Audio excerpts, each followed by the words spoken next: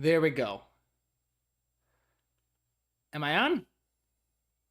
All right, okay, awesome. So here we go. All right, so weird little thing happened.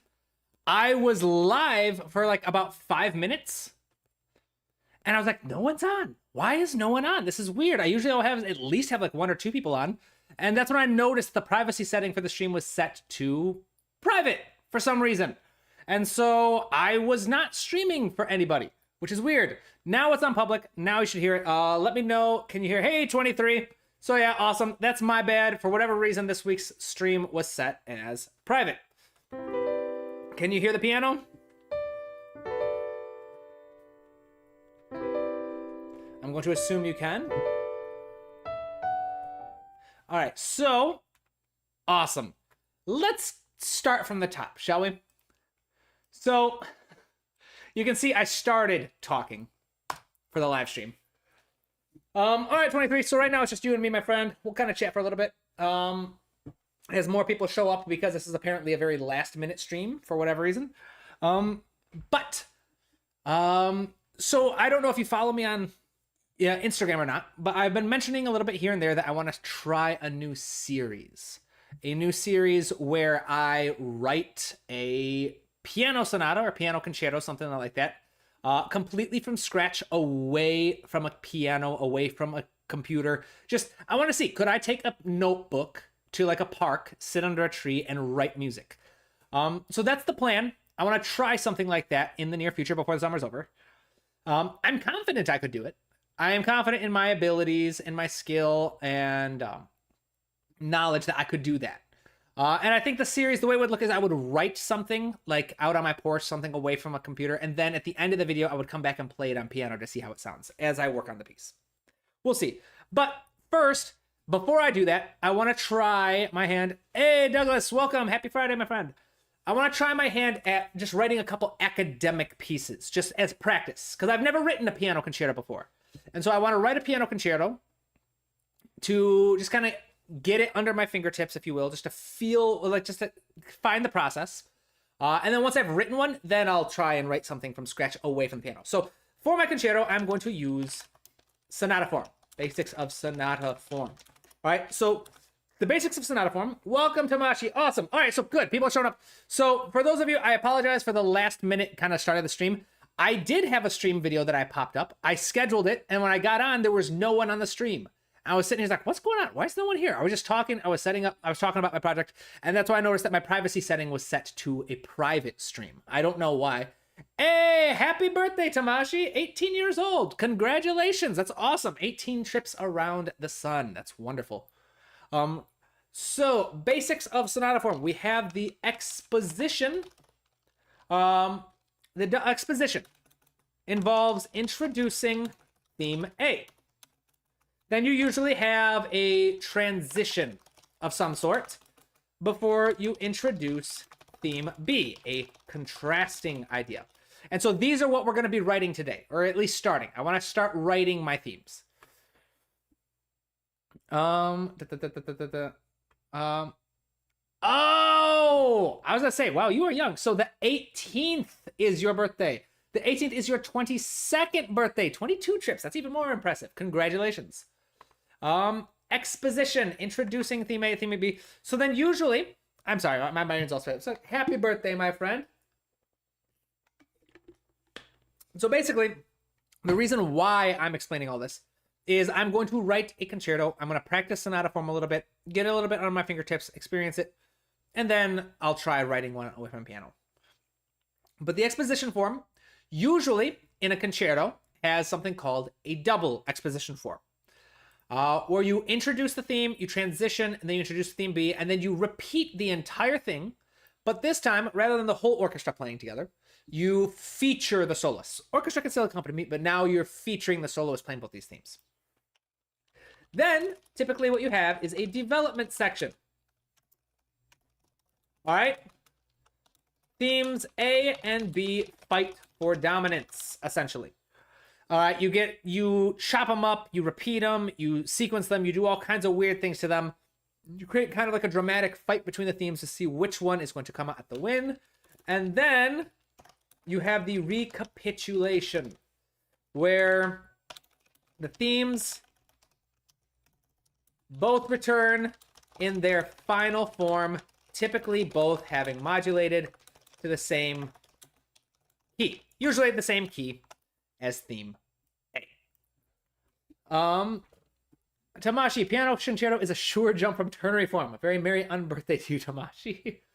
Yes, yeah, trying something a little bit different, right? So today, my plan is to treat it a little bit like a academic exercise. So today we need to write two contrasting themes, theme A and theme B. All right. So let's start with theme A, shall we? I'm thinking something a little bit of like a Studio Ghibli vibe. We'll stick something pretty simple. I'm thinking C Lydian is actually what I want to work with. So I've got this idea of like a C major 9 into a B major 6th.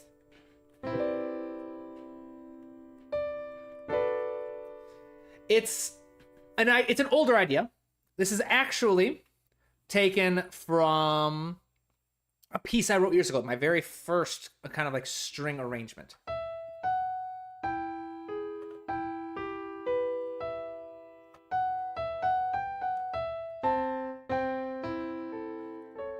I can't play it. I've got a 20 key keyboard on my desk. I need a whole keyboard. But 23, I want to know about all the forms. I feel like it's a very neglected topic from music teachings. Good question. All right, so we can tackle this. So to say you want to learn all the forms, that's a pretty big ask. There are many forms. We shall say forms / structures can be described as one very, very simple thing.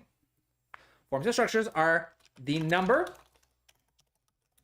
and order of themes / sections found in a piece of music. All right, so for example, ternary form that you mentioned earlier, ABA. You have an A theme, then you have a B theme, then you repeat the A theme. Many songs, and like pop songs, will be AABA. You have your first verse, you repeat your verse, then you do the chorus, and then you go back to the new verse or whatever. You've got rondo form. Let's add. You've got rondo form, which is A, B, A, C, A, etc., where you have a repeating refrain, and each verse is something new. So if we take this idea, and we go back to sonata form. So sonata form would basically be you have your A theme. Typically, you then repeat your A theme. All right, then you have a little bit of a transition period before having your B theme and repeat your B theme. Then, depending if you do a exposition, double exposition, you repeat the whole thing. Then you have your development, all right? Which is different each time, depending on the composer. You're basically introducing your themes, chopping them up, modulating them, doing all kinds of weird things. So you could say, for example, for your development, you introduce your A theme, then you pit it against your B theme. Then you have a variation of your A theme, another stronger variation of your A theme before the B theme comes back as a variation. Then you have a bigger variation of your theme pop up before finally you come back to a statement of your themes. If this is getting confusing, remember, all forms and structures referred to is the number and the order of themes and sections found in a piece of music. How many themes do you have? You have an A theme and a B theme. All right. What order do you use those themes? All right. Now, this is a very traditional approach. We call this like the concert approach. All right. This changes in film music. The same idea applies, but well, I should actually put the concert approach on here. So you have set forms. Set / traditional forms. All right, so you've got something like ternary form. You've got binary form, which is just repeating an idea. You have, what's it called? Where you just repeat the same idea over and over and over again. It starts with an A. I'm blanking. But then you have, so like I said, rondo form equals A, B, A, C, A, etc. So, and then you've got things like sonata form, which, like I said, is a bit larger. But the idea is that in concert approach, you have set or traditional forms that you can study. And as you study them, remember that each definition is literally just how many different themes do you have and what order do they appear in. So when you say you want to learn all of the forms, all the structures, that's cool. That's great. There's no set number though, because you can always invent your own. You can always create a new form, a new technique. So for example, I went back to like sonata form. It has these three main sections: the exposition, where you introduce a theme, transition, and then you to your new theme, which is usually in a different key. It's a contrasting idea. And then usually you repeat the whole thing if it's a double exposition. Then you have a development section where you have the themes A and themes B fight for dominance. All right. They duke it out until one of them wins. And usually it's whatever the recapitulation is. You return to the themes that they same and say theme A was in the key of C major. Theme B was in the key of G major. If theme A won, then you would return both themes. This time, both of them are written in C major, the key of theme A, to show that theme A won. That's a very basic breakdown of sonata form. You can also adjust that. Lots of the romantic composers departed from that tradition to create something loosely sonata-based. All right. Then you have even larger forms, which I'm going to be revealing my ignorance here, where a symphony is usually something like, it usually starts with the sonata form. Then I believe it's something a little lower energy, higher energy, and then end on a bang. All right, I could be wrong. It's been a long time since I've studied classical things. So if someone understands like the traditional Haydn approach to symphonies, pop them in the audio, pop them in the description. I know a lot of you are huge classic nerds. I am a huge lover of music history, but I haven't really done much with the classical styles. So yeah, symphony would be an arrangement of individual pieces of music called movements that follow a specific order. So this is the traditional concert approach. A film or media approach is, we're going to call them subordinate forms. So this is film music, video game music, TV music, anime music, whatever kind of soundtracks you want to work with, part of a larger form. Subordinate forms means that the form, the structure, comes from the story itself. The structure comes from outside of the music itself. All right? So, for example, in films, each scene determines the form. That same, I don't know why I put out films. Because that's all media, basically. Any story, the story of each scene, each chapter determines the form. And again, that term, form, just the number and orders of themes or sections found in a piece of music. So you're writing music for a scene. You're like, all right, here, because of the story that happens, I'm going to use the hero's theme. Then nothing really important happens at this point. There's a lot of dialogue. So I'm just going to have like a transition period where I set the mood with some chords. I'm just kind of like creating a little dramatic sound. You just kind of keep going while they're talking. And then it starts to come up. And then you can bring the character theme in, whatever. But you got a little transition. And so you're thinking, all right, character theme, transition. Then I have the kind of villain's theme.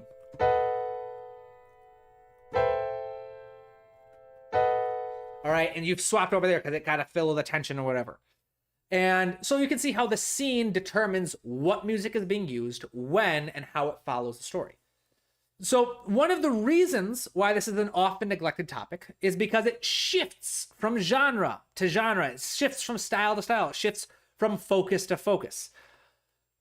And honestly, it's really quite simple. So the reason why forms and structures are important is because they offer a guide. All right, so as like an author, your approach to writing will change determining whether you're writing a blog versus an essay versus a thesis versus a short story versus a novel versus a screenplay. Whatever you're writing, your approach is going to determine by what form or structure you're trying to follow. It's the same with the music. If you know that you're trying to write a sonata, like I'm working on right at the moment, you know that you're going to, at the very least, need a theme A and a theme B. All right? If you know you're going to be writing a rondo form, you know that you need an A, B, and C theme. If you know you're writing a song, you know you're going to need a verse, a bridge, a chorus, a refrain, whatever you're going to need for it, right? So the structure allows you to understand what needs to be accomplished. With a film, the scene allows you to know what the music needs to accomplish, all right? And so it's, once you have a form, you can use that as a guide to what decisions you need to make, but ultimately the other kind of techniques and stuff are the things that tend to take a little bit more time. Does that make sense? I hope that answers your question. All right, so let's get back to it, shall we? So I said I wanted to write a sonata form. Let's end this. Theme A, we'll just end it on a half cadence. All right, so we've got our first chord. We've got our cadence. We need to now fill the difference with a pattern. So just working randomly, because I'm treating this like a academic exercise. Let's just treat this like a period structure.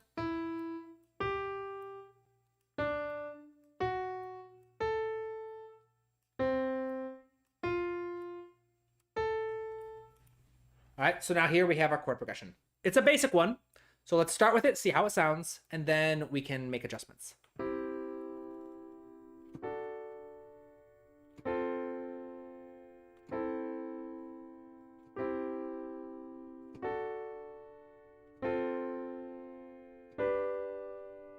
I kind of like that. What if, as a shift, we went from, since F major and G major have no notes in common, what happens if I do a sus chord instead?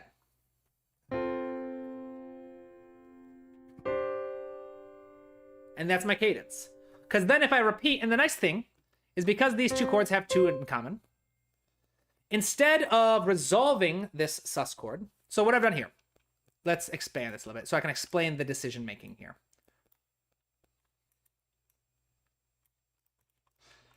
So what I did is normally, traditionally, what I was setting up was a very standard kind of cadence. F major to G major to C major.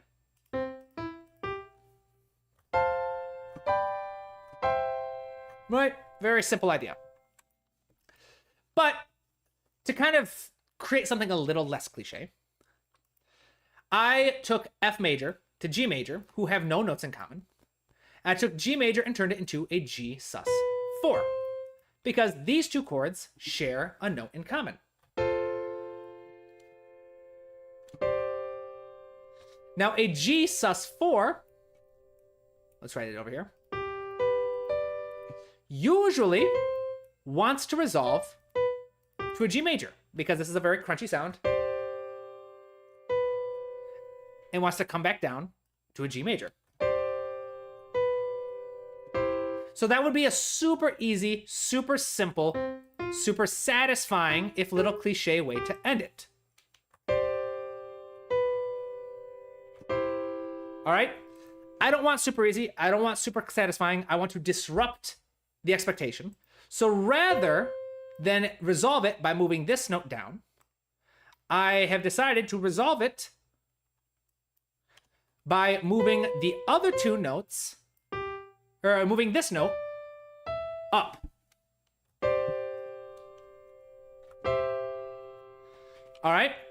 which still sounds satisfying.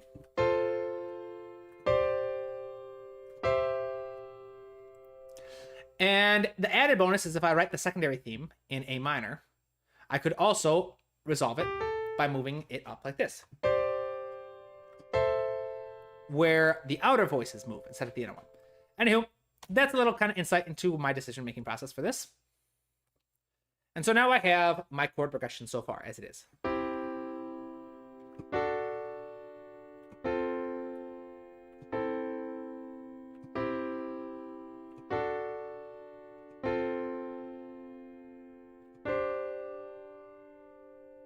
All right. I like this. Let's write. And so that was a very simple, very quick way to write a cool chord progression that defies expectations. So my approach when I'm writing something, and I need it sounds interesting, is I feel most to academic writing. You could also think of this as my live stream approach. When I need to write something quick, I need it to be good, and I just need something that's not going to sound cliche, but sound decent and kind of reliable. And it needs to be fast. Start with the chords, because I find that I am probably best at creating very cool harmonies and chords. The two things I am probably best at as a composer are creating very interesting chord progressions and creating very interesting melodies. Those tend to be the two things I am best at. My next step is I will usually write a melody using the chords. That throws a lot of people. A lot of people prefer to work with the melody first and then think of harmony. It doesn't really matter. Yes, melody is crucially important, but melody and harmony are also crucially interwoven. It's kind of like asking which comes first, the chicken or the egg. All right? For music, it doesn't really matter. Whichever way allows you to write the music you are more proud of. I feel most comfortable with chords and harmony, so I write my chords and harmony first, and I use that as a guide for my melody. Then, after I have my melody written, I will reharmonize. I'll go through and try shifting a couple things to make it even more interesting, more personalized, all that kind of stuff. Wonderful. Glad to help. 23. Also, it was nice to see you describe sonata form before you dive into writing one. I'm less lost figuring out what your goal will be now. Awesome. Thank you. I'm glad you enjoyed it. Okay, so honestly, I'm just going to put this out there. I would love to teach at a college. All right. I would love to be a professor or lecturer of music theory and composition, especially for non-music majors. I had some wonderful, wonderful professors when I was studying to be a therapist who opened this entire world to me, this entire world of music, because they took a chance on a student who wasn't a music student and still opened their class to me. I had a conversation with the dean, not the dean, with the department chair of a very prominent music school in Michigan. It was a really cool conversation. He and I had been one of his students before. Really fun catching up with him. And he was looking through like my CV, because we were talking about like the possibility of applying for a grad program. Didn't end up working out because I don't have a bachelor's degree in music.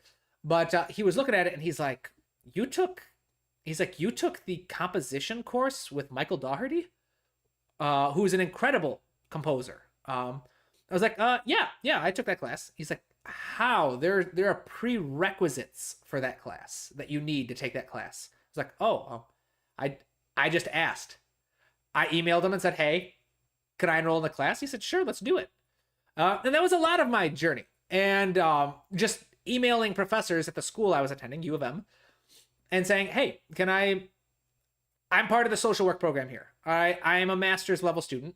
The social work program here allows half of my credits to be taken at a different school. Traditionally, that's for like public health. It's for sociology, the psych department. I was supposed to take a related field of study because they emphasize interdisciplinary studies, the ability to like study multiple different lenses, multiple different approaches, so that I can have a more well-rounded understanding of my education. But I got permission from my dean. He's like, hey, can I do the music school? And he's like, that's unusual.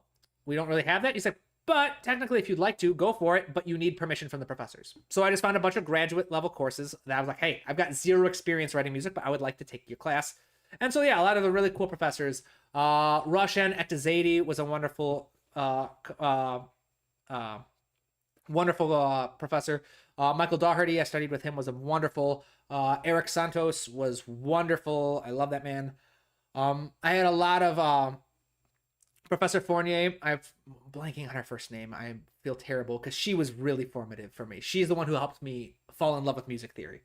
But yeah, all I have to say, I would love to be a professor at some point.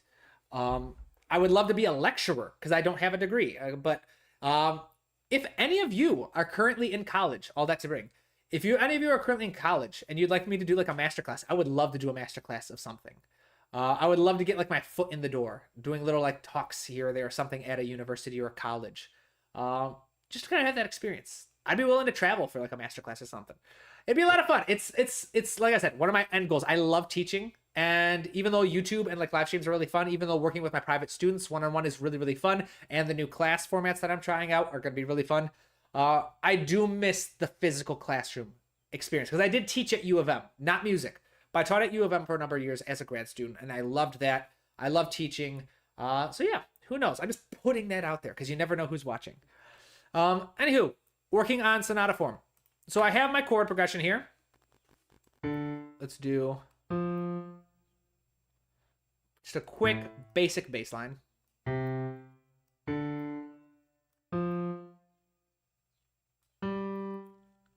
So here we have it. Let's do.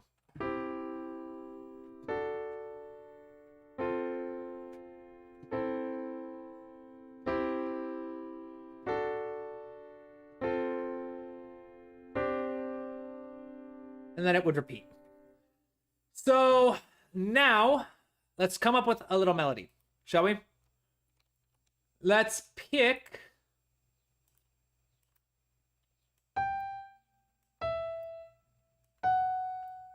and I'll repeat. And then we'll do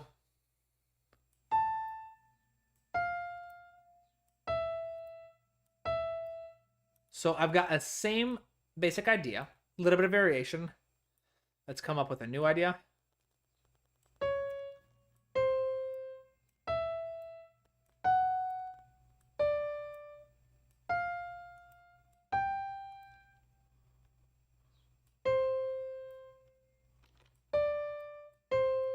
Let's try. All right, so let's listen to this real quick.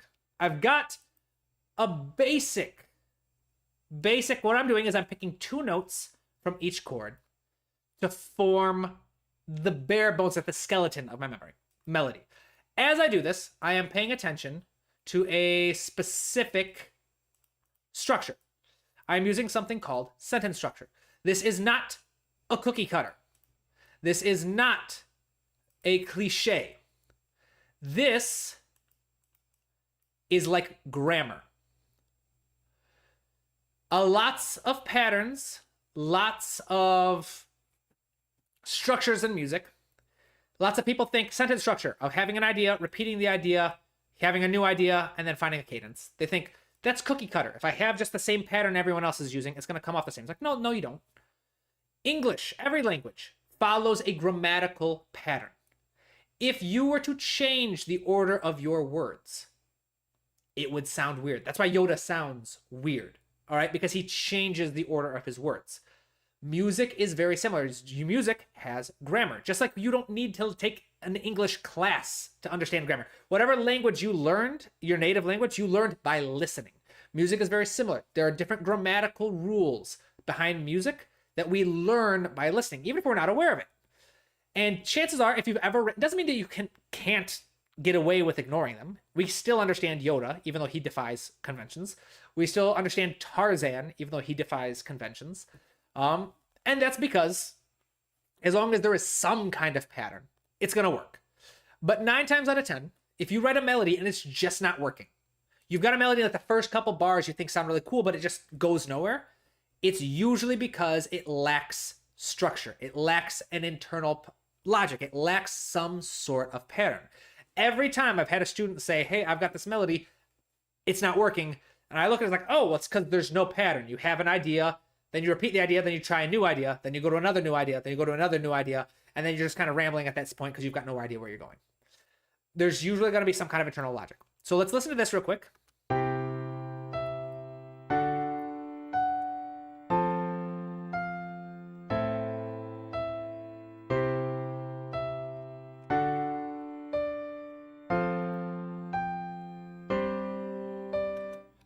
So we've got the bare bones of the melody. In fact, I want to try something. I want to try what happens if I do. What if I tried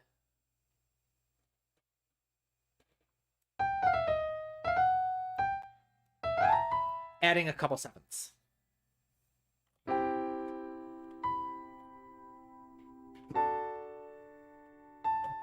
Let's try that actually.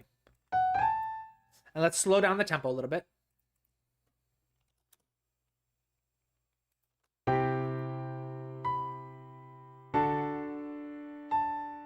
And then let's repeat this idea, because under F major, that would be our ninth, and it does work.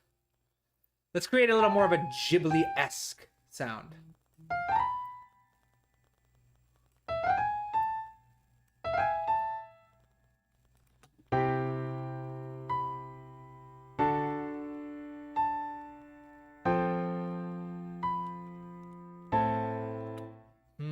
Not sure if I like that.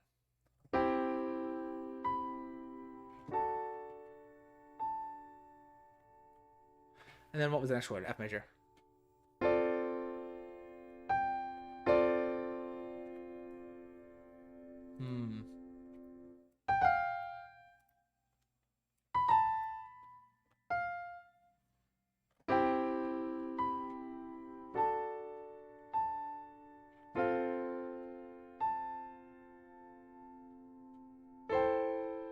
Let's try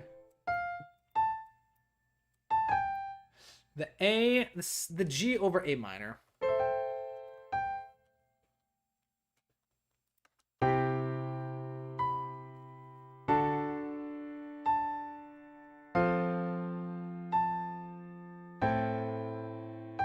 I like that. I think right now it's because the A is in the bass and it's creating a bit more dissonance. So let's try adding the E. Make it an inversion. I like that. All right, so 23. So reggae, having the strong beat on 2 and 4, is the musical equivalent of talking like Yoda, perhaps. A little bit, yeah. It's a different culture, different. So yeah, patterns are the essence of music. They are what allows you to write music. It's what takes noise. For example, at the smallest, most minuscule level, what gives this sound a C5, the reason why it's a C5, the reason why this is a C5, and if I play the same pitch on cello, it's still a C5. If I play it on French horn, it's still a C5. We can recognize pitch because pitch is a pattern. It says the sound wave repeats X number of times. So if C4 is, I want to say 200, around like 260 hertz, 261 hertz. So C5 is about 530-ish. 530. So basically, C5, each individual sound wave repeats about 530 times or whatever. 500, so like, yeah. So about like 520 something, whatever, times per second. And that's why we hear the pitch. A4 is 440 times per second, right? Hey, Map Music, welcome, my friend.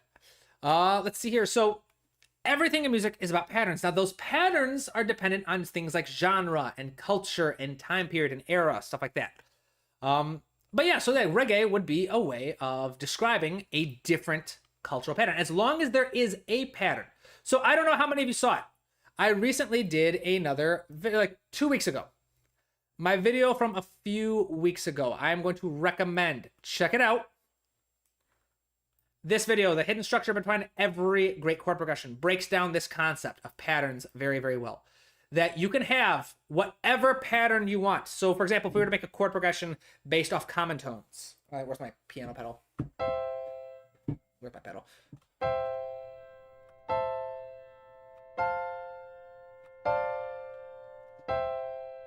That's just random chords and that we repeat. The thing that they all have in common is this pitch, all right? You can also do a chord progression based off intervals. Move up a third. Move up another third. Move up another third. All right? Where we were moving up by thirds by root. Started with C, E minor, G major, B major. All right, and we just keep repeating. If we could keep going, D major, F major. We could do A minor. Then we could do C major again. Any pattern. Heck, if you want to do a constant structure pattern is where it's just all major chords, for example. A major, D major, C major, A major again, B major, C major, D major, A major, B major. If there's a logic, if there's a pattern, it will sound good. All right, so the pattern I used to create this chord progression so quickly is I did period structure. C major into D major. That's one idea. Then I have a new idea. F major to A minor. Then period structure says repeat the original idea before finding a cadence. All right, and then because I've got that nice little chord there, we can repeat it.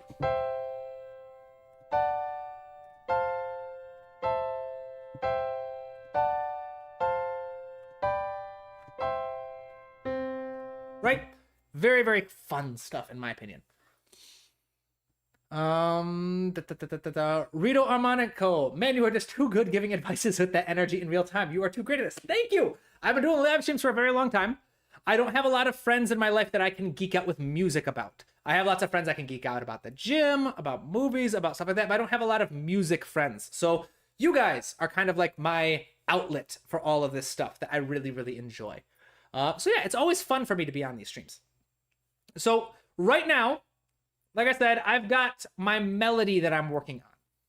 So I am following a structure called sentence structure, which again is like musical grammar, not a cookie cutter. It's just a general order. I am following grammatical tendencies with the way I'm speaking now. That doesn't mean that I have to have heard every single sentence I heard be said by someone else in order to say it. I am still capable of creating original thoughts, original ideas, original statements and sentences.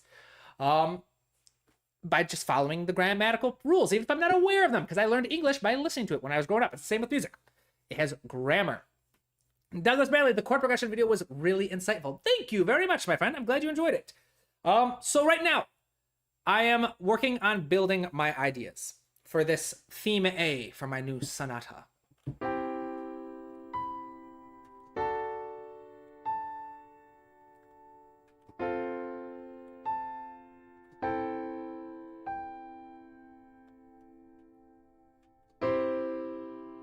And then we have to have a new idea. So I like this.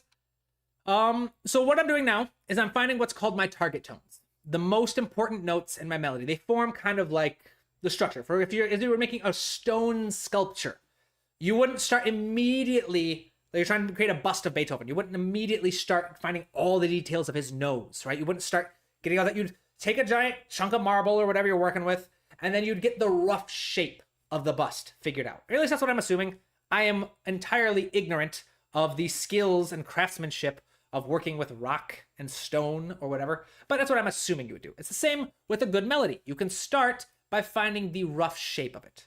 So here I have my target tones for the first couple bars.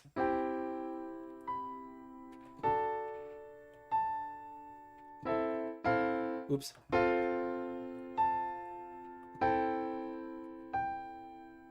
And then I need to create a new idea, because sentence structure says have an idea, repeat the same basic idea, create a new idea. Now, typically, it's around this area in sentence structure. Whenever you have like the new idea, you want to try and find a local peak, a moment where you build somewhere. Now, since this idea starts here and this idea moves down, it'd be kind of cool to find a local peak that moves low. That instead of moving up super high, I'm coming down much lower and make my local peak be super low, a lowest note like this D. We could try.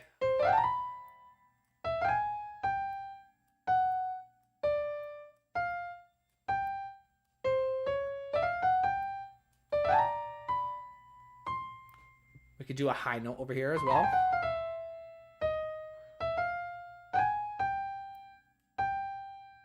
Let's listen to this real quick. I'm gonna have to come up with my cadence a little bit, which we could, in theory, just have that be that.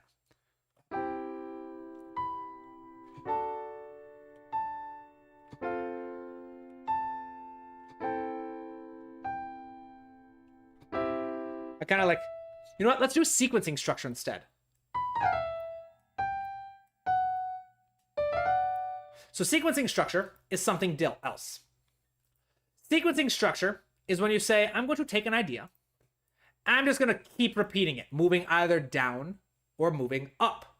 And then at the end, I'm just going to interrupt the pattern with a new idea.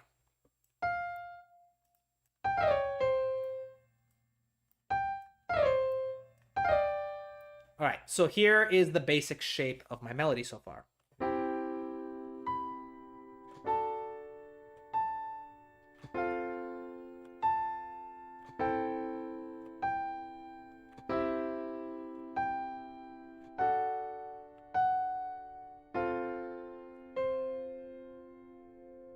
Oops, where is it? I like that. I think this could be a good shape for our first melody. So we've got the basic shape. The next step to creating a good melody is to add interesting rhythms to it. So let's try bringing this.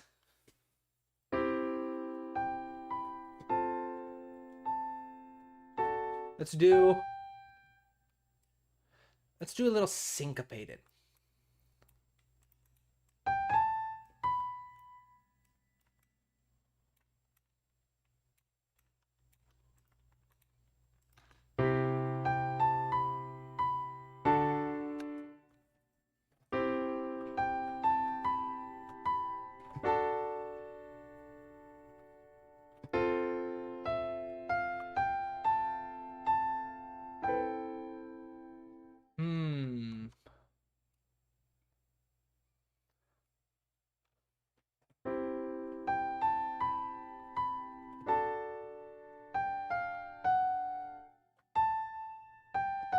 What if we tried doing that? I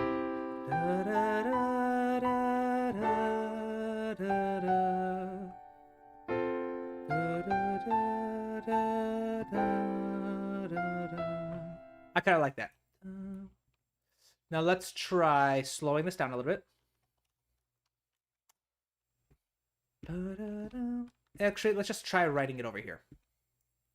No, let's figure this out. So it's got to be a little faster than that.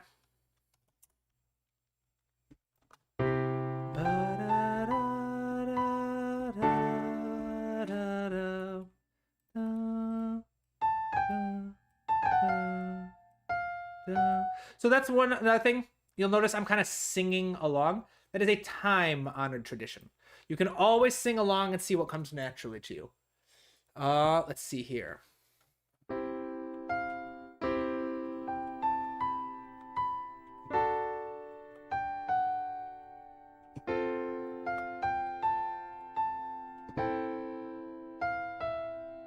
Let's see.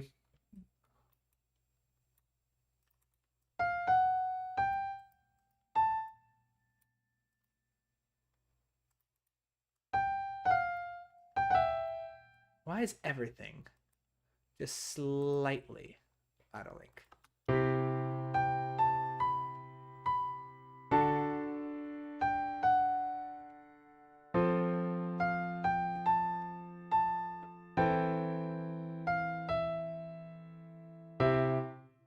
So then there we go. I'm going to say it's a little faster. Let's try 72 BPM.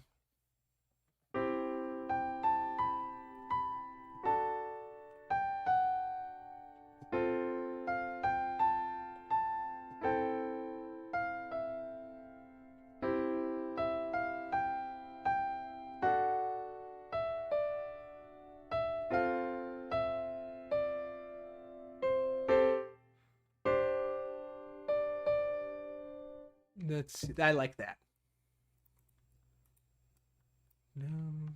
Oops.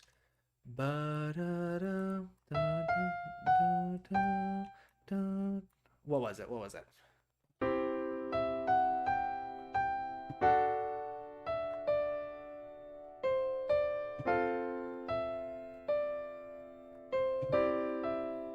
What is this? Let's see. What was it?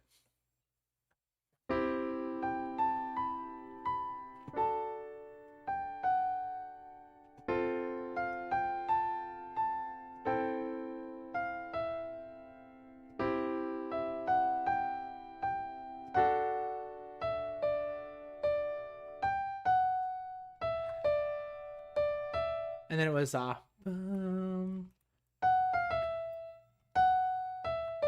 and then it was down to D.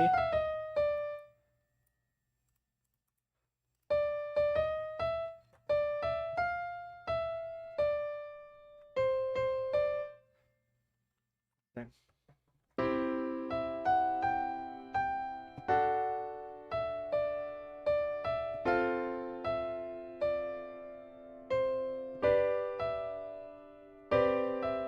What was it?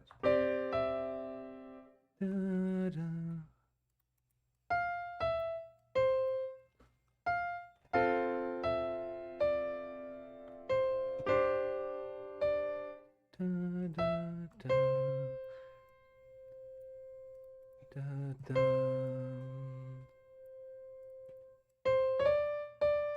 All right, so let's try this. Is this what I had in mind? Let's drop the velocity of these down just a little bit. Let's, we won't randomize anything just yet.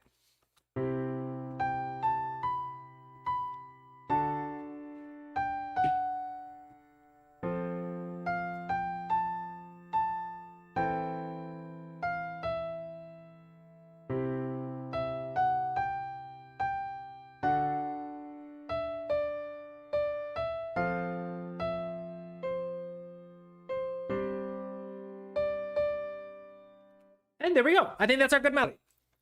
I think that works. So, as I mentioned, my process when I'm just writing an academic melody, something that needs to be worked fast and still sound interesting, start my chords, write my melody, and then I'm going to reharmonize. And by reharmonize, I usually just come up with a couple of little neat ideas.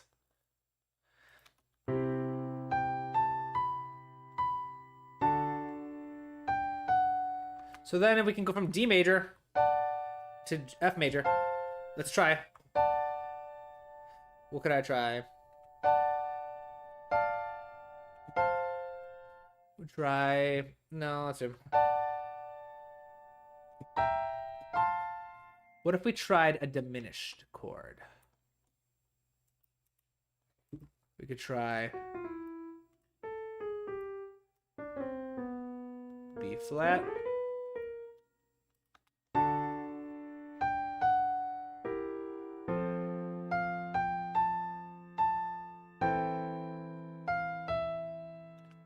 We could try another diminished just to see how this sounds. The we could try actually an augmented.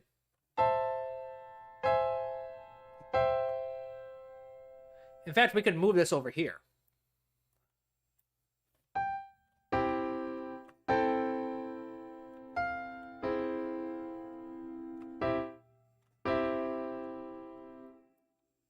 Let's listen to this.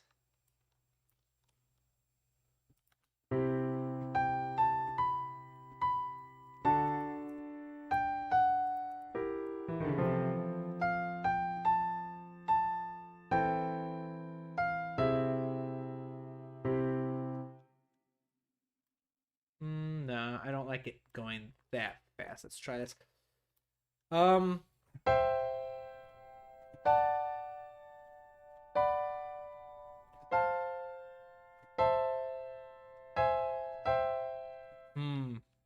You know what? Let's not worry about reharmonizing just yet. I think this chord progression is plenty interesting. And there are a couple other things. Right now, let's focus on recording it so it sounds a little more human. Oops. Let's mute this. Raise it up.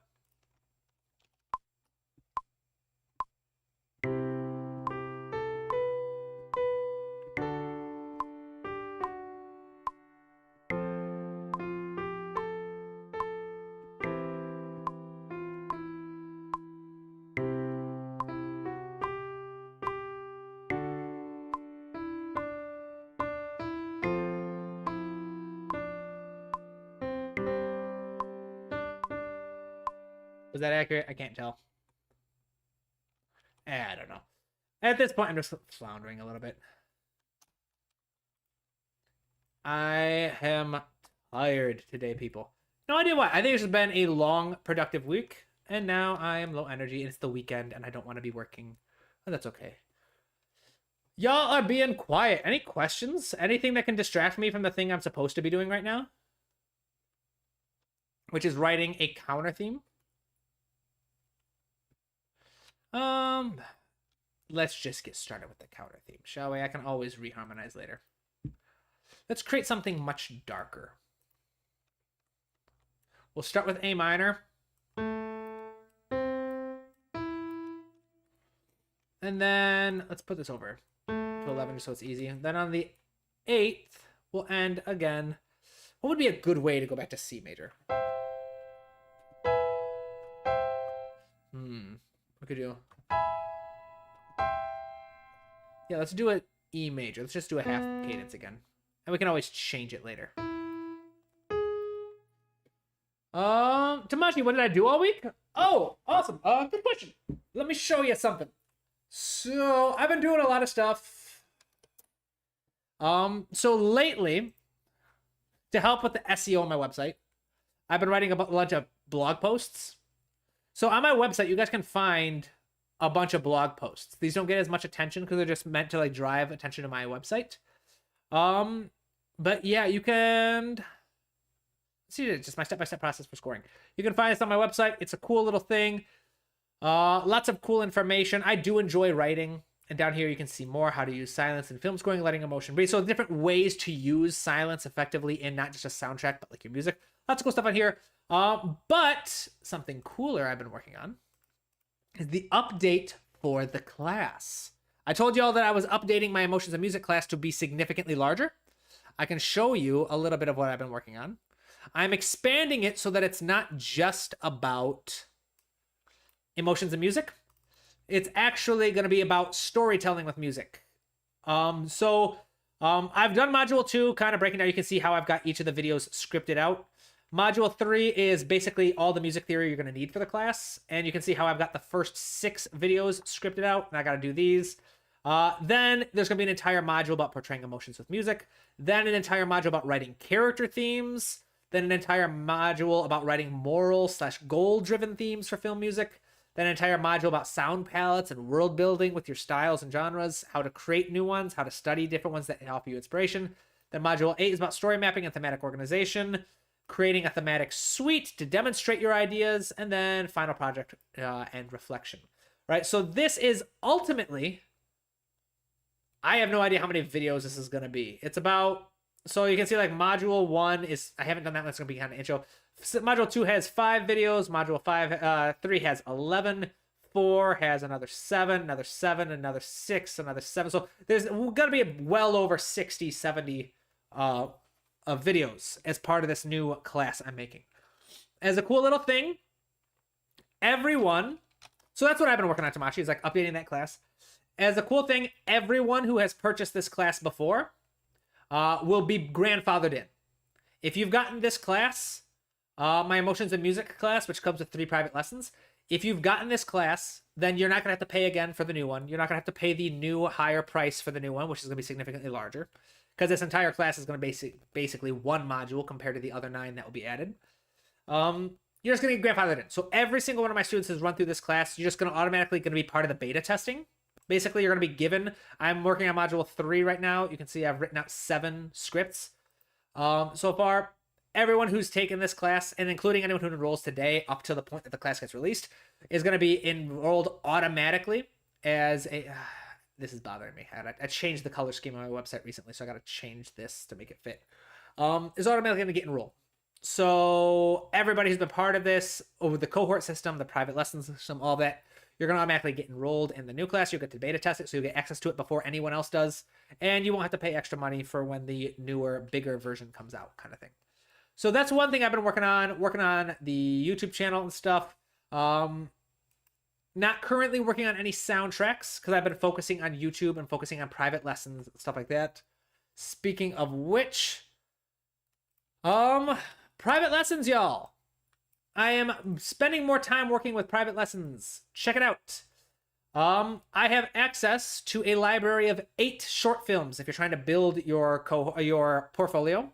You have 4 options: single lesson for 90, bundle of 3, 250, 6 for 500, and then the new one that I am haven't had any takers. It's obviously a huge buy-in, but this is experimental. I am going to take the first 2 people who want this, and then I'm going to close it, take it off my website just to get a feel for it.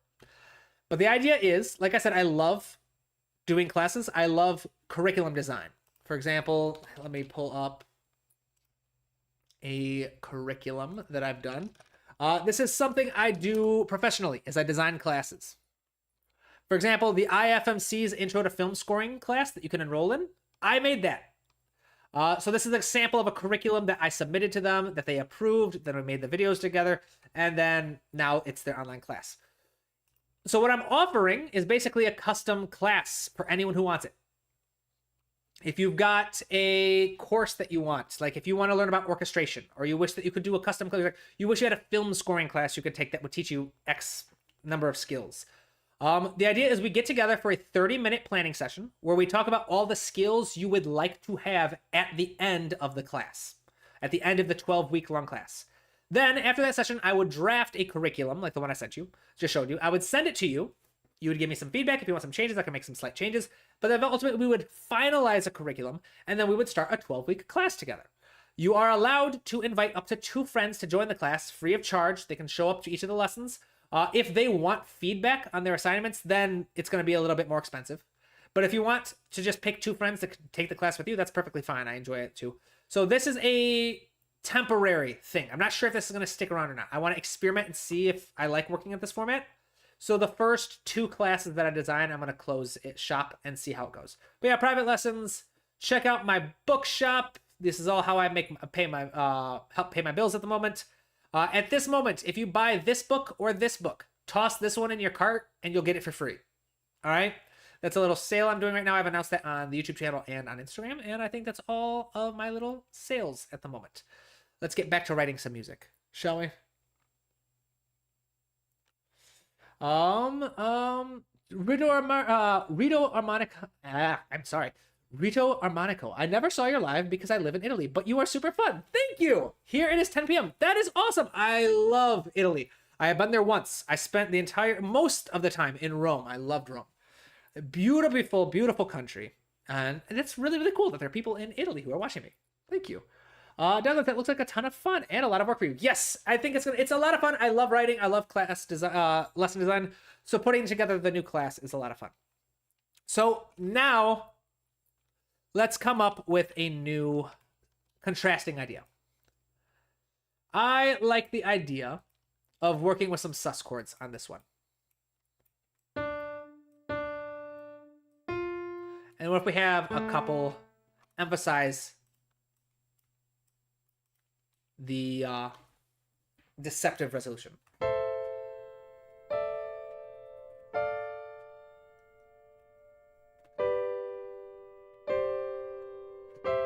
Let's try that. Easy.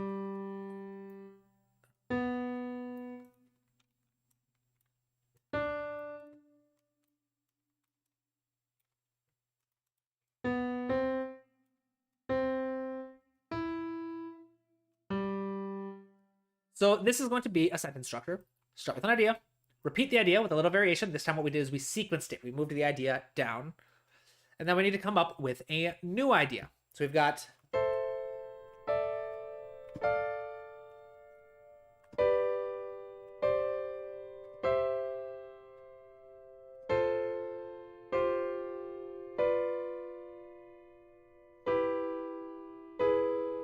so let's try that.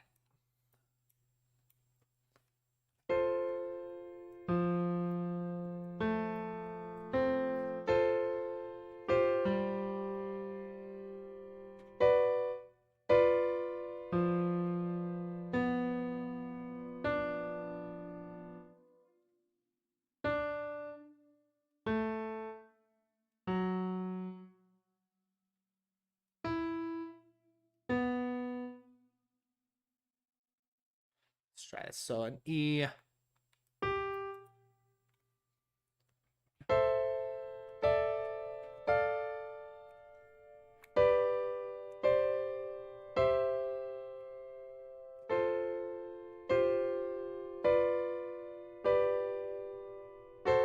Let's try speeding this one up a little bit. We'll speed up.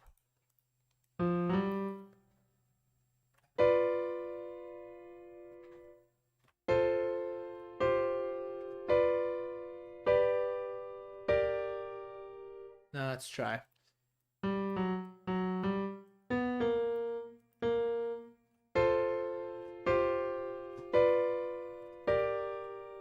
Nah, I'm getting ahead of myself a little bit.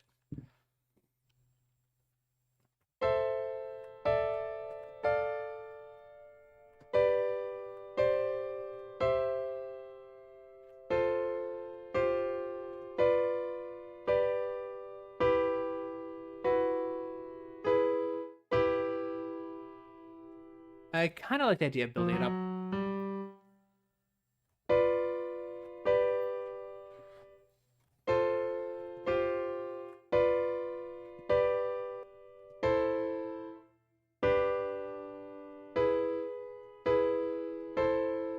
Let's see. Boom.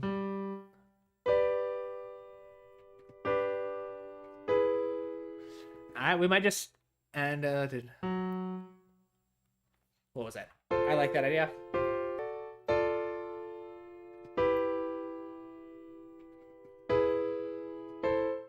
So it was a D minor, and it was a. Let's try this. So this is the chord progression.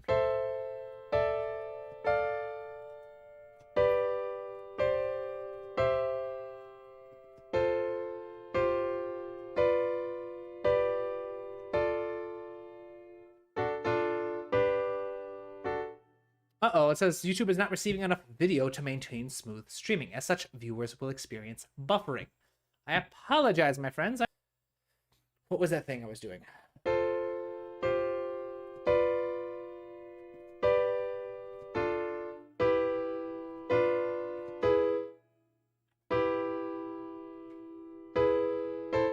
It was like F major, F sus, B diminished, G major, E minor,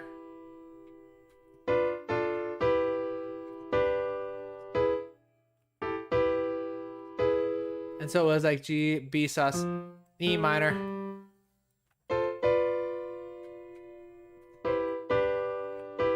what was that? I keep missing. I play it, but I don't know what is it.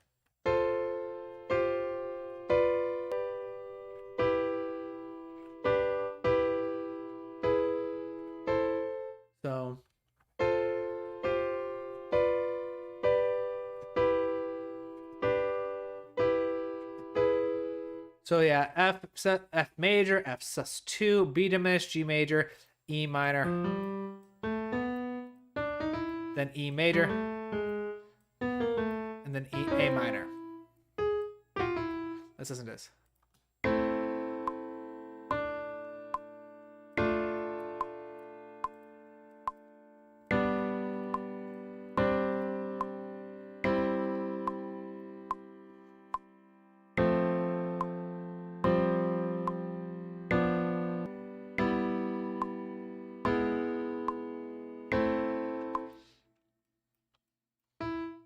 What was it? I like that. That's not proper voice leading, but who cares? Never let traditions or proper customs of music theory get in the way of a good jingle, right? Douglas Bradley, I have to duck out for a bit. If I don't make it back, thanks for another fun, informative Friday afternoon. Hope to see you next week. Thank you for stopping by, my friend. I'll probably be calling it here in just a little bit, I think. I've almost got my themes done.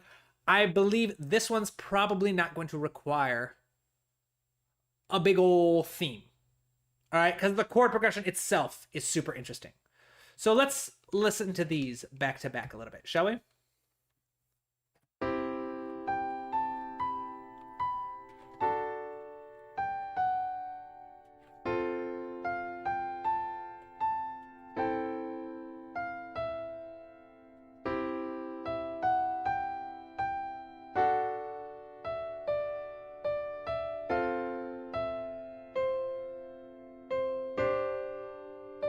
Then it would repeat.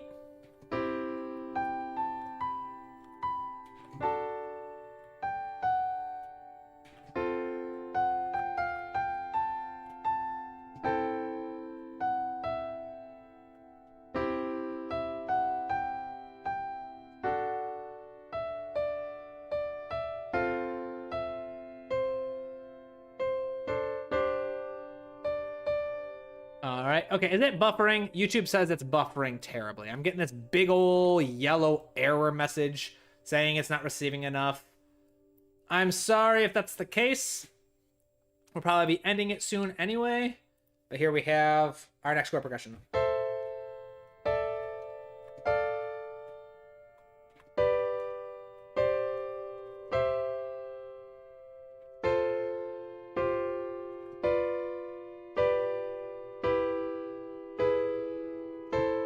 And then it would repeat.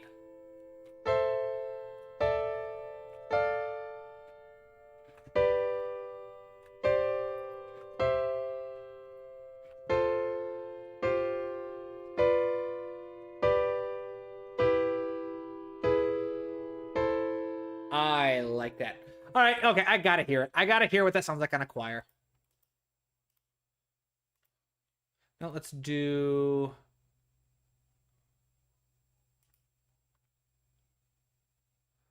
we'll do contact. What happened to my sign library? Probably didn't bring it over when I got the new computer. I gotta fix that, gotta upload it. Let's do Metropolis Arc. That's a good one. Let's do where... Here we go.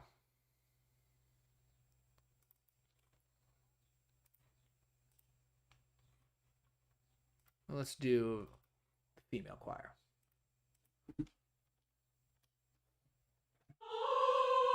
Oops.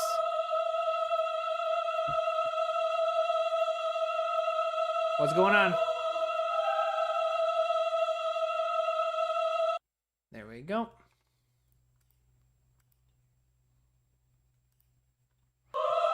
All right, I do not want...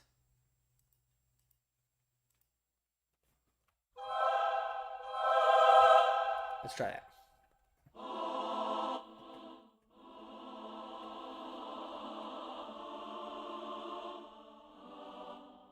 All right, I don't like this library. Let's try a different one. This one works better for like the Mercado library stuff. Let's try Museo. I freaking love Museo. 23, I have a question. If you have time, I've been collaborating on some songs and I sent a rough demo to the other person and they like the demo so much they don't want me to change it, but there's still a lot of room for improvement in my opinion. Do you think I should just move to the next song or try and get a better recording and final mix? Depends if you have a, I'd have to hear the music. If you have specific things you want to change, go for it. If there are specific things that are bothering you, fix them. If not, and you're just telling yourself that you should be fixing it, then move on. All right, if you have a specific reason, then fix it. If not, don't. All right, and move on. No, I don't want legato. I wanted... Why is it just legato? This is supposed to be key switches. I guess it's just legato, I guess? Let me see here. Sustains. There we go. But yeah, and it also depends on if you have like a huge deadline popping up too. All right, y'all, I keep getting that notification that I'm buffering terribly, so I apologize.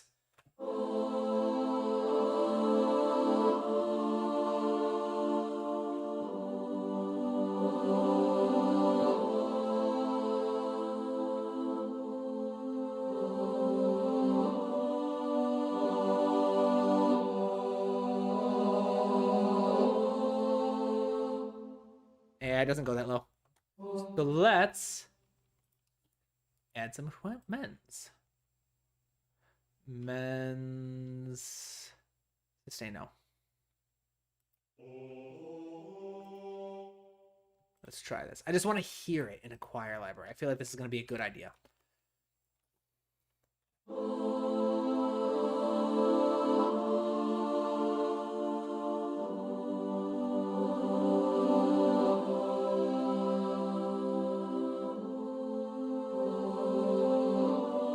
Okay, why are the men not playing? It's because they're still loading, that's why.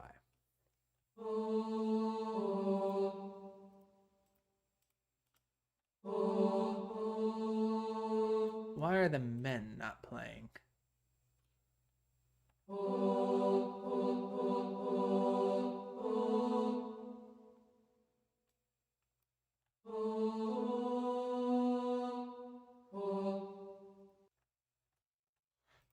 and are not playing. What is going on here? All I want to hear is a couple of my toys playing a little jingle I came up with. Is that too much to ask? Apparently so. Always how it is, isn't it? So let's just screw it. We won't do strings. Let's do something else that's just badass, shall we? Let's do a pipe organ. Let's do the Great Manual, which is the stereotypical strong. So organs have 3 manuals or 3 keyboards, typically in a giant church organ. The Great Manual is the one that has the traditional kind of strong organ sound.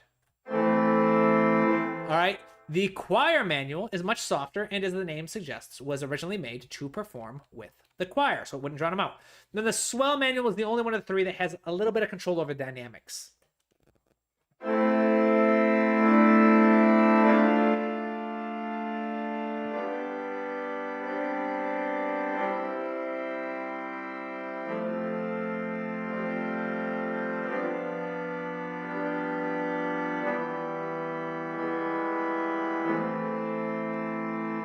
That. I feel like there's some cool stuff we can do with it.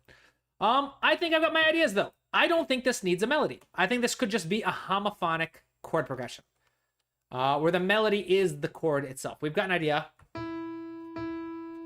That top line.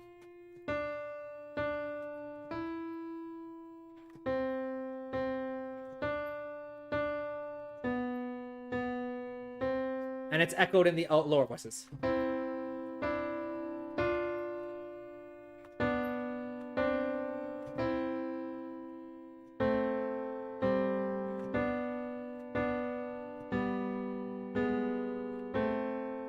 If we add all 3. And that would just be a great way to introduce the idea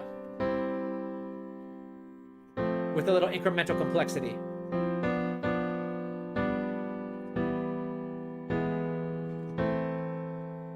And then we could add just like a little angry little idea underneath it, which my keyboard is way too small. I gotta. And my buffer size is way too big on this keyboard. I need to fix that. It's creating a little bit of a weird delay when I play. Anywho. Hey, Goma, where can I listen to some music tracks of yours that are finished and published? Awesome. Perfect. On my channel, I have a second channel where you can listen to them. A lot of my music, I don't have finished published arrangements because a lot of my music were written for live performances on theater, which I unfortunately don't have recordings of. But you can listen to a lot of the mock-ups that I did for the theatrical productions. Most of my work has been done in New York. If you go to YouTube and you go to, I'll put this on the screen in a little bit, and you go to my channel. Something I don't push very much. You can go to more. You can find my second channel with my music, which I need. I have a lot more music that I need to upload, but you can see a bunch of stuff. You can see a little kind of some fantasy stuff I did, in the style of Skyrim.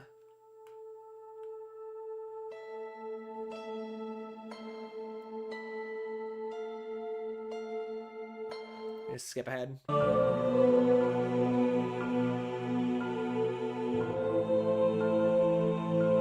So cool stuff like that. You can also see, like I said, different mock-ups of pieces that were written for theatrical productions that were then performed live in New York that I just unfortunately don't have any recordings of.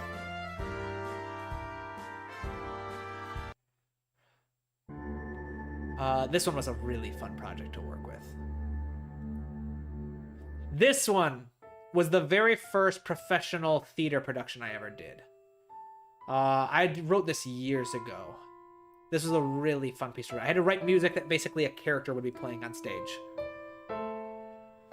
Thank you, Monster Explorers. I really appreciate it. Wonderful. Thank you. Super chat. Thank you.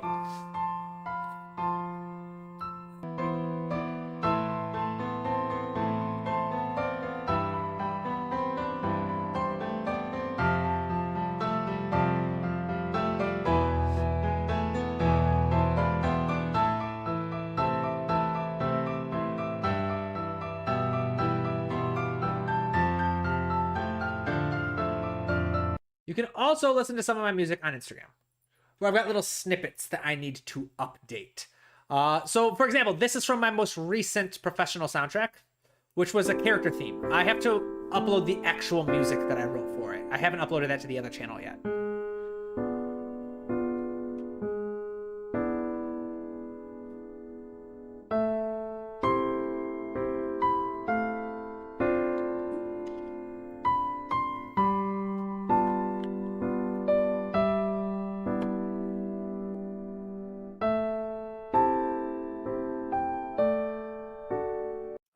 So the Monster Explorers, hey, I'll be here for a minute while I prep for a road trip. I recently tried your technique of doom scrolling for a short period of time on a timer and then writing music for a longer period of time. It worked for me. I had an unfocused day, so that helped me a lot. Yes, I'm wonderful. That is one of my secrets for ADHD. That got me through grad school. That got me through my research job as an undergrad, and it got me through learning music.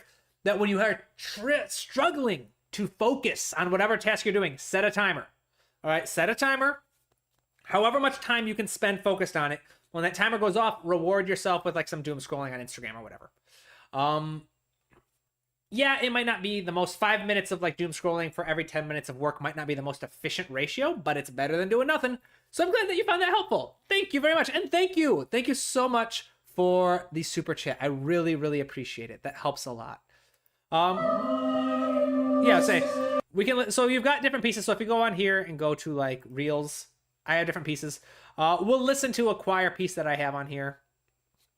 I'm a huge gym nerd as well, so I've got stuff like that. So this is from a soundtrack I did about a year ago.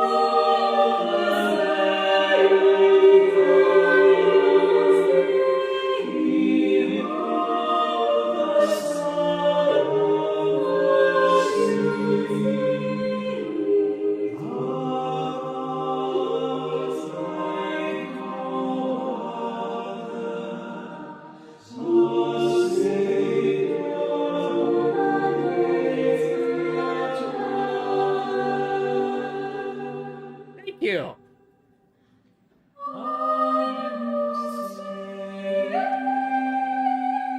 Thank you, M. Jack. I really appreciate it. Appreciate you so much. This is that I wrote for a soundtrack about a year ago called Leo's Requiem, which was so much fun to work on. That one had a lot of various, you know what, let's pull some stuff up. Because now y'all got me wanting to, I rarely want to like listen to my own music, but every once in a while I do. It's just a little nice. So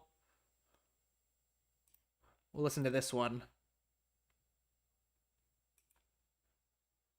Let's see, add to it, right? How do I open this? Let's open in new tab.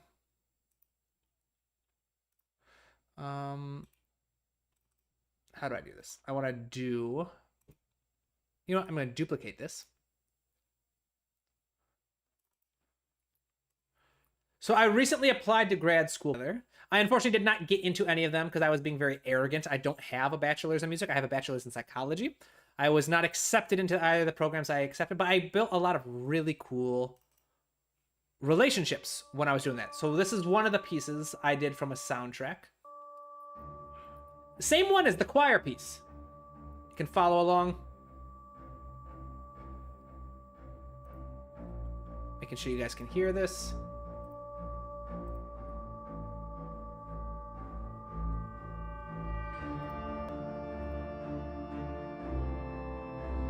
Thank you, M. Jack. I really appreciate it.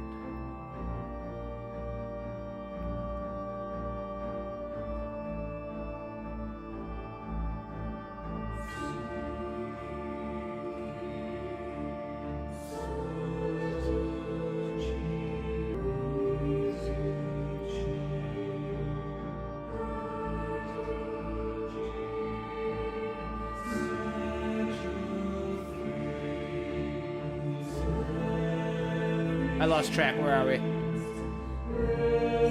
Oh, here we go.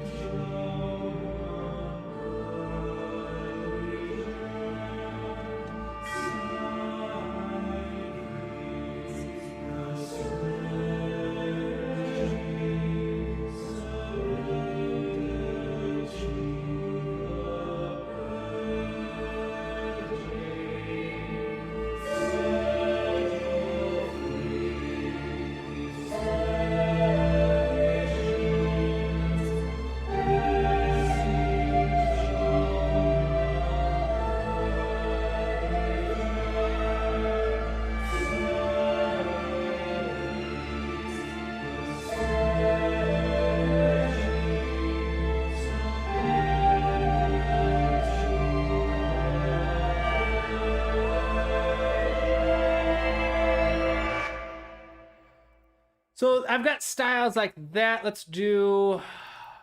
This one's a really fun one. I got to do a big band arrangement. Let's see here. We'll do a couple more then.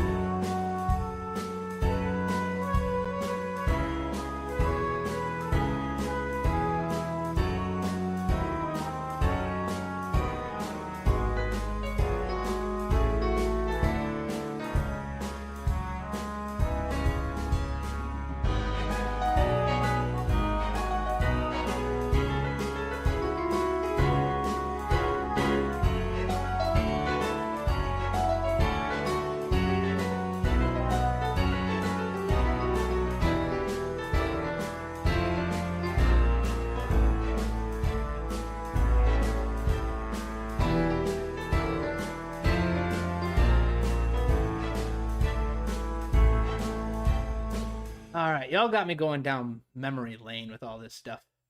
Let's see here. Another question. Let's listen to one last piece. I'm gonna pull up a piece I don't think I've shared with y'all before.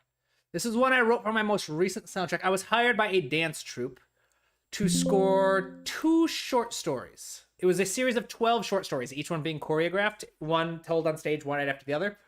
And it was for a production called Footfall that premiered in May. I was unable to fly out for the premiere, unfortunately. Where there were 12 stories, each one choreographed and scored by a different composer, choreographer combination. I was hired to do 2 of the stories. is what we ended up settling on. Oops, 1 second. Finale is struggling to open, which means the printer spooler is probably on. Which is stupid that this is an issue. It is, so stop. And now Finale will have no issue starting. I'm gonna have to restart it. Try again. But I got hired to do 2 of the short stories. The title piece, Footfall, and another piece called Splish, which that little theme I was showed earlier on Instagram was part of. Let's see here. Footfall. Where is it?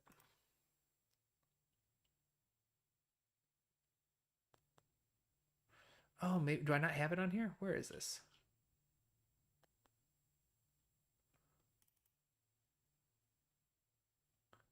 Maybe I don't have it on this computer. I don't know why I wouldn't. Let's try. Maybe it's on the external hard drive.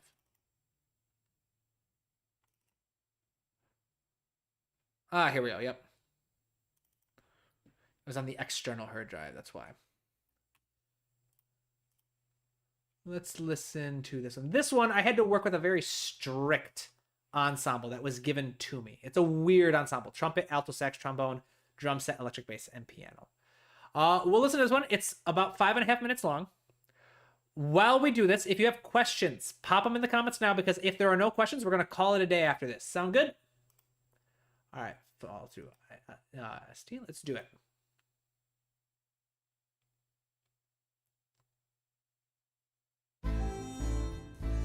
Oops. Let's start back at the beginning. And while we're at it, let's make sure that let's get this up all the way.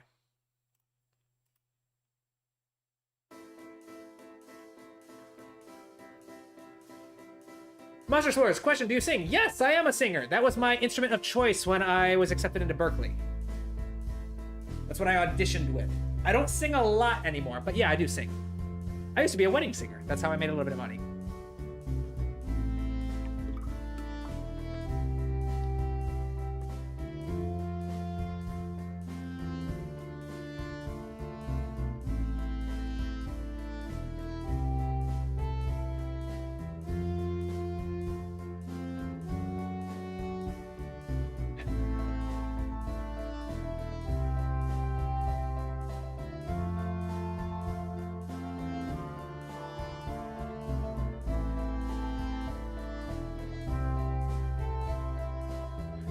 I gotta check with the director, see if they have a recording of this. I'd love to see it performed live.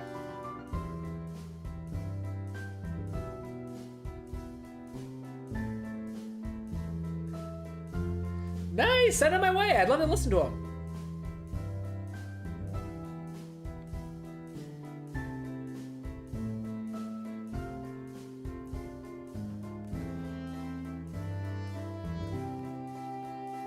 And here I had the melody and the alto and the bass, and I had them layered for, like, it follows the story this was supposed to tell, but I love writing my themes contrapuntally so that they can be layered with each other. It's just something I used to geek out a lot when I was younger and listened to music. I wanted to know how to do it, so when I first became a composer, that's something I spent a lot of time learning how to do. Send it to me on Instagram or over email. Instagram at Tabletop Composer, send it as a DM, or email to send it to tabletopcomposer@gmail.com. I'd love to listen to it.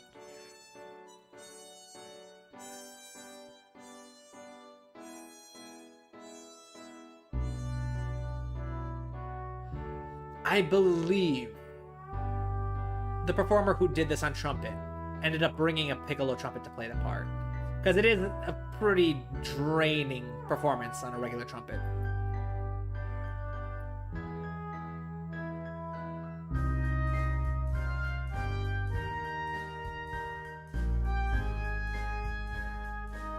In fairness, though, I played trumpet for 13 years, I think, including throughout college. Or, well, not throughout college, but in college. And I could have played this part, which was my form of reference. I was like, if I could play this, then I was okay with it.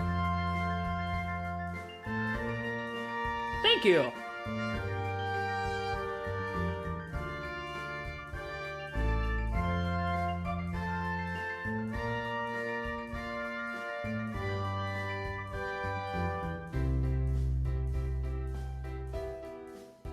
The melody's back on the piano.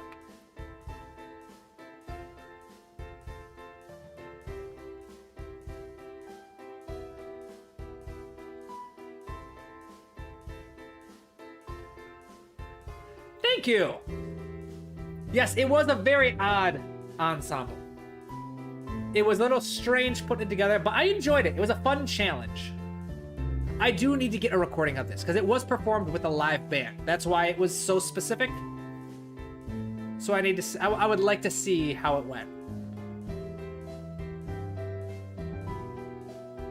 The melody's back in the bass, being harmonized with a heterophonic texture in the piano's right hand.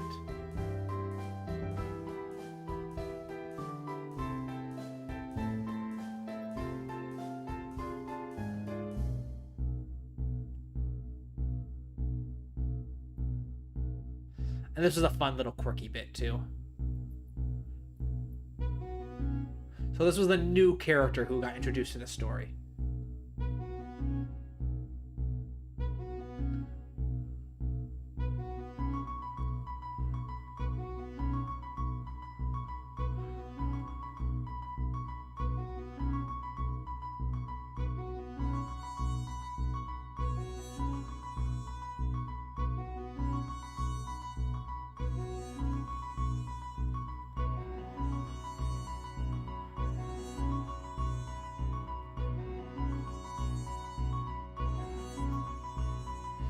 $23, do I still own a trumpet? Yes, I do.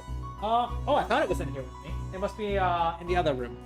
But yeah, I don't play it as much as I do, because I lived in an apartment for so long that I couldn't practice with such thin walls. So now I'm out of practice, but I love trumpet. Played it for so long. Yeah, I went 4 years out of high school. I stopped playing. Then in undergrad, my senior year, I took it out of storage, started practicing, auditioned for the university band, and got second chair, which is really cool. After 4 years, I still had it, especially with some very talented competition. Then in grad school, I auditioned for the marching band. I believe to this day, I'm the only person in U of M's history to be there for an undergrad and not do marching band, but then return for my master's and join marching band. They did an article about me in their alumni newsletter.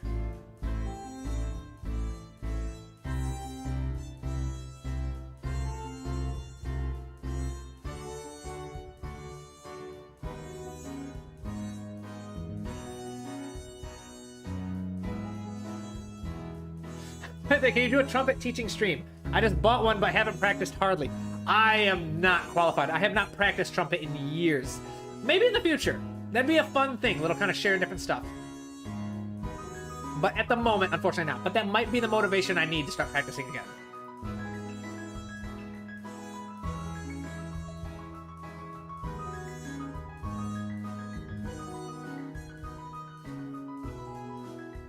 That's right. This piece is a long one. I think we got not much longer. I think it's a little longer than 7 minutes longer.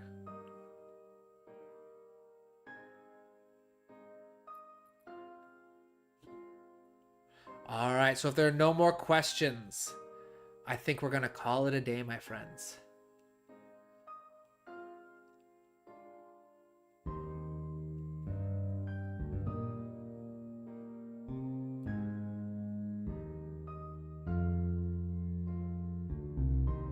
I really had fun putting the melody in the bass for one of these. It was a very specific theme, like the love theme that was given to the bass.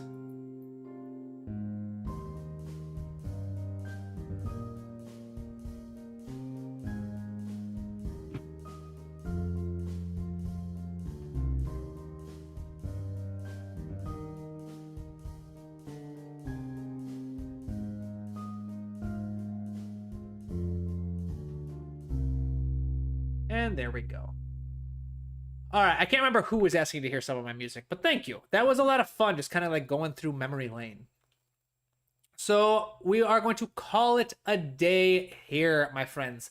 Thank you so very much to Monster Explorers and MJack for your super chats during the stream. I really appreciate both of you, my friends. I really, really do. Thank you to everyone else who stopped by. Don't forget, right now on my website, I made an announcement on Instagram and on the YouTube community page in the bookshop for this week up until Sunday. If you buy my textbook, or my book on emotions and music. Buy either of them. Make sure to put How to Balance the Modern Orchestra in your cart because it will come free. Buy one of these, get this one for free. Harmonic Balance is a guide to how the instruments match up to each other. How many flutes does it take to balance the power of a trumpet? How many stringed instruments can balance a single woodwind, etc., etc., etc., stuff like that. Very handy little PDF guide, printable, and you can use it as a reference, and completely free with the purchase of either this book or this book. All right. Also, check out my 100% free, constantly free book, my little passion project, The Composer's Roadmap. It's a guide to teaching yourself music. All right. It's not a textbook. It does not teach music theory. What it does is it helps you decide, all right, what kind of music do I want to write? And if I want to write this kind of music, how do I find out what things I need to learn to write that music? All right. And of course, if you're looking for private lessons, I have space in my schedule for 2 more students. All right. I have a library of 8 short films. That's about an hour. I think a little more than an hour worth of short films that you can work with to build your portfolio, get practice, and find work. All right, I have different bundles, including this experimental 12-week course. If you want to design, if you've ever wanted to take a class on music theory, composition, anything, whatever topic, this 12-week course with you and up to 2 of your friends that you can sign up for, take this course and you design the course. We would meet for half an hour. We would discuss what skills you want to have at the end of the class. I would then design the curriculum, the list of all the lessons and everything we would be learning together. And you would, once you give me the okay saying this looks good, we would start meeting weekly and treat it like a 12-week course, a semester-long class. All right, this is custom. I am only taking 2 of these at the moment. I am going to do 2 classes whenever they happen. Whoever buys the first one, whoever buys the second one, I am taking it off my website until I have a time to finish both classes, see how it goes, and decide whether I want to continue offering this course. For, like I said, for $1,000, a 12-week class, split 3 ways, not a bad deal. It's actually one of the best deals offered, comparatively speaking, if you look at other private instructors in my niche. But yeah, check it out. That's my little ad break for myself. This is how I eat, folks. Support your boy, especially since I'm taking a break from professional soundtracks for a little bit to work on the channel, to work on lessons, to work on all this kind of cool stuff. All right. Thank you very much, my friends. I hope you have a wonderful weekend, and I'll probably see some of y'all next week in the stream. All right. Have a good one. See ya.